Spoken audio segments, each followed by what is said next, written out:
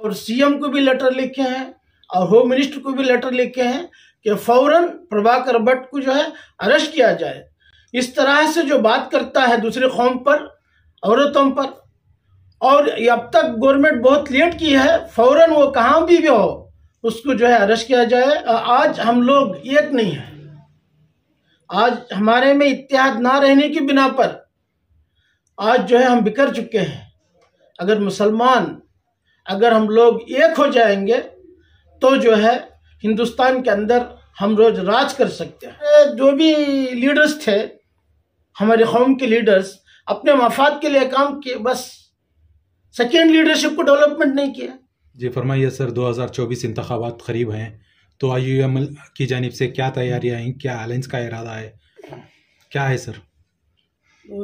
आने वाले 2024 का जो लोकसभा जनरल इलेक्शन है, उस इलेक्शन की तैयारी तो ऑलरेडी बहुत सारे सियासी पार्टियां कर रहे हैं। आपको अच्छी तरह जानते हैं कि इंडिया का जब गठबंधन हुआ है अपोजिशन पार्टीज़ का इस देश के अंदर, जो कुछ इंडिया गठबंधन जो डिसीजन लेंगे उसी पर जो है हमारे हाईकमांड्स उसी पर डिसीजन लेंगे आने वाले इलेक्शनों में क्या करना है। हमारे तो ऑलरेडी कांग्रेस के साथ अलायंसेस है ऑलरेडी, सो मैं समझता हूं कि कांग्रेस के साथ ही हमारे अलाय हो जाएगा। तो कहीं ना कहीं इलेक्शन के करीब फिरका वाराना तशद्दुद भी आम हो रहे हैं। रिसेंटली हमने देखा है कि कल्लड़ का प्रभाकर भट्ट नामी शख्स ने एक बेहुदा हरकतें की थी चंद जुमलों को लेकर, इस पर आपकी क्या पहल हो? है देखिए, ये इलेक्शन से पहले जो हमारे देश के अंदर जो शांति है, जो पीस है, उसको बिगाड़ना चाहते हैं और लोगों का ध्यान हटाना चाहते हैं क्योंकि वोटों के लिए, अपने मफाद के लिए। ये जो बीजेपी गवर्नमेंट जो सेंट्रल में जो काम कर रही है, लास्ट टाइम भी पुलवामा का इलेक्शन से पहले करके लोगों का ध्यान हटा के जो है वोट लिए। इस मरतबा भी जो है राम मंदिर के नाम से जो अभी नाम करके उससे वोट ले रहे हैं। तो आने वाले जो हालात हिंदुस्तान में होने वाले हैं वो जो है अफसोसनाक है।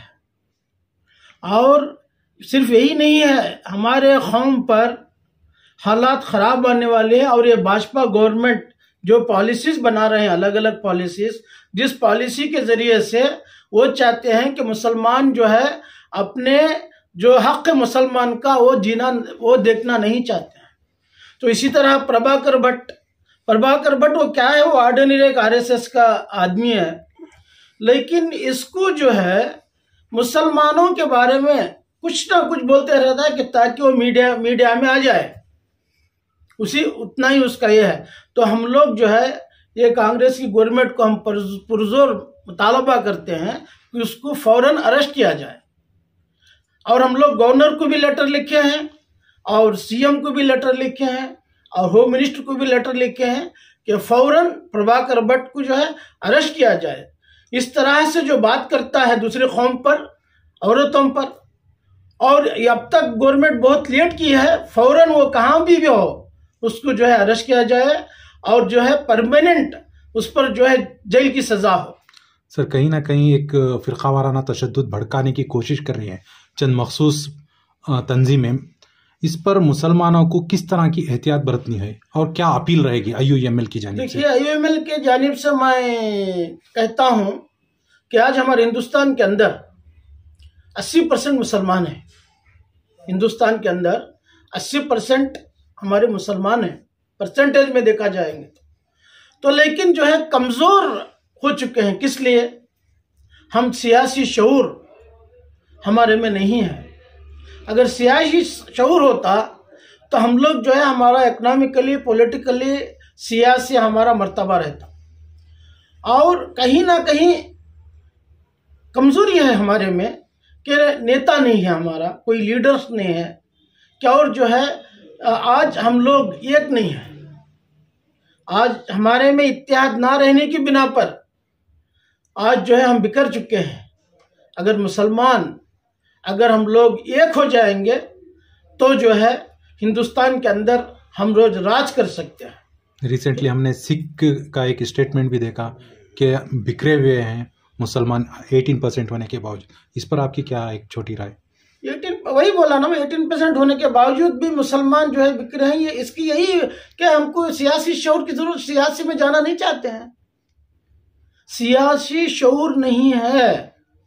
आज सियासी शऊर बहुत इंपॉर्टेंट है सियासी में। अगर हमको सियासी शऊर नहीं है, हम देश कहाँ राज करेंगे? मंडल पंचायत ले लो, जिला परिषद ले लो, कारपोरेशन ले लो, कौन सा भी इलेक्शन हो, जब हमारे मुसलमानों के अंदर, हमारे कौम मिल्लत के अंदर अगर वो जज्बा आ जाएगा सियासी शऊर का, तो जो है हमारा इत्तेहाद, हमारे में इत्तेहाद आ जाएगा, तो पूरा जो वोट है वो वोट एक बॉक्स में बनेगा। जब एक बॉक्स पे जब वोट पड़ेगा तो ज़रूर व ज़रूर मुसलमान राज कर सकते। तो कैसा लाना है सर? उलमा की जिम्मेदारी होती है सियासी शऊर लाने की? हाँ ज़रूर, उलमा और NGOs, आज सिर्फ उलमा सब दूसरे चीज़ों में बिजी हैं। अरे मदरसों की तो कहीं कमी नहीं है, आज मस्जिदों की तो कमी नहीं है। आज मस्जिदें, एक आज जो हमारे जो फ़िरक़ा परस्त कौम जो है मस्जिदों पर निशाना बना रही है। शाहीन बाग मस्जिद अब दिल्ली पे निशाना बनाई हुई है, मदुरा की मस्जिद पर बनाई हुई है। तो मैं कहना ये चाहता हूँ कि आज हमारे कौम को चाहिए कि जद्दोजहद पे आए। जब तक हमारे कौम सियासी तौर पर जद्दोजहद नहीं करेंगे तो हमारी माशी हालत और हमारी जो कुछ सियासी हालत, समाजी हालत बिगड़ेगी और जो सचार कमेटी जो रिपोर्ट आएगी उससे बदतर हो जाए। तो आने वाले दिनों में प्रभाकर भट्ट को लेकर क्या पहल रहेगी सर, क्योंकि अभी तक अरेस्ट नहीं हुआ है? मैं भरोसा करता हूं गवर्नमेंट से कि इंशाल्लाह जरूर वो अरेस्ट हो जाएगा। कांग्रेस की सरकार पर उम्मीद है आपको? हाँ उम्मीद है सर। आपने कहा जरूर से अरेस्ट हो जाएगा, ये सरकार पर उम्मीद है, वो करेंगे। सर आपने कहा कि मुसलमान इत्तेहाद हो जाए, इत्तेहाद होने के बावजूद वोटिंग परसेंटेज में हमारी कौम बहुत पीछे है, तो इस पर आपकी क्या पहल रहेगी और क्या अपील रहेगी? देखिए आज हमको चाहिए कि जितने भी NGOs हैं, हमारे NGOs हैं और उलमा हैं और दानिश्वर हजरात हैं हमारे कौम के, वो सामने आए और हमारे नौजवानों को, हमारे नौजवान बच्चों को तालीमी एतबार से और सियासी एतबार से, माशी एतबार से चाहिए कि हमारे नौजवानों को जो है उनको समझाएं ताकि वो भी सियासत में आ जाए। आज अब हमारे लोगों को पूछिए, अब हमारे नौजवानों को सियासी पता ही नहीं है, क्योंकि आज हमारे जो भी लीडर्स थे, हमारे कौम के लीडर्स अपने मफाद के लिए काम किए, बस सेकेंड लीडरशिप को डेवलपमेंट नहीं किया। आज जाके पूछे, कोई भी चाहता नहीं कि हम लोग सियासी में ये करें। हमारा जो क्या बोलते हैं टारगेट्स जो है नहीं है, आला अज़ाइम हमारे नहीं है।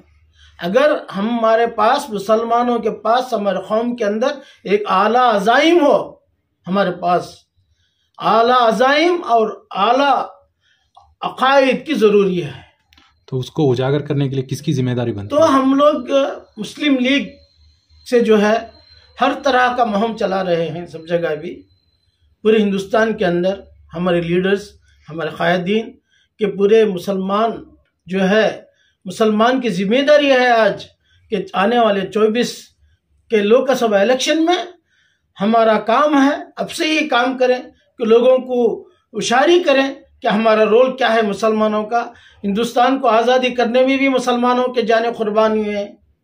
तो आज जो है इसीलिए हमको चाहिए कि सियासी शऊर लाना ज़रूरी है। जितने भी अंजुमनें हो या NGOs हो और दानिशवर हजरात हो, मिलकर काम करना चाहिए इत्तेहाद होकर, पॉलिटिकली।